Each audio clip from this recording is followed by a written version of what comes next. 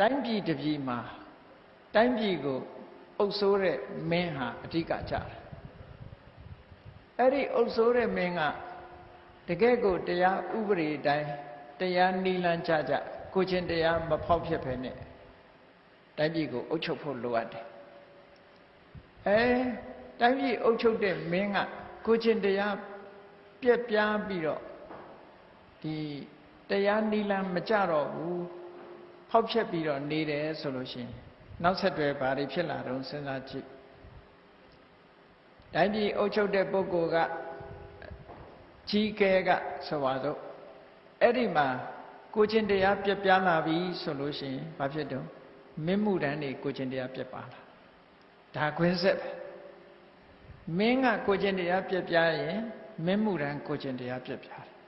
မင်းမှုတန်းကိုချင်းတရားပြက်ပြားရင်ဘယ်သူတွေကိုချင်းတရားပြက်ပြားတော့ဆိုဒီအနိကဆုံးနော်တိုင်းပြည်မှာအင်အားရှိတဲ့ပစ္စည်းဥစ္စာချမ်းသာတဲ့ပုဂ္ဂိုလ်တွေကိုချင်းတရားပြက်ပြားလာအဲ့ဒီပုဂ္ဂိုလ်တွေကိုချင်းတရားပြက်ပြားပြီဆိုရင်တဏ္ဍာလုံးကိုချင်းတရားပြက်ပြားတယ်ခွင်းဆက်ပဲဒါရှောင်ရှားလို့မရအဲ့ဒါကိုမြတ်စွာဘုရားကဘယ်လိုဥပမာပေးထားတော့ဆိုလို့ရှိရင်နွားအုပ်ကြီးတအုပ်သွားတဲ့အခါမှာတဲ့ရှေ့ဆောင်နွားလားကဖြောင်းဖြောင်းသွားလို့ရှိရင်နောက်နွားတွေလည်းဖြောင်းဖြောင်းလိုက်တယ်ရှေ့နွားကကောက်ပြီးတော့သွားလို့ရှိရင်အကုန်လုံးဟာဖြောင်းဖြောင်းမသွားကြတော့ဘူးလို့ဒါမြတ်စွာဘုရားကဒီလိုဟောထားတာနော်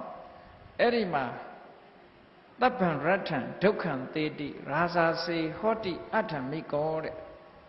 တိုင်းပြည်အုပ်ချုပ်တဲ့မင်းကမတရားတော့ဘူးတရားမဲ့တယ်ကိုချင်းတရားပြပြတယ်ဆိုလို့ရှိရင်တဏှာလုံးဟာဒုက္ခရောက်တယ်လို့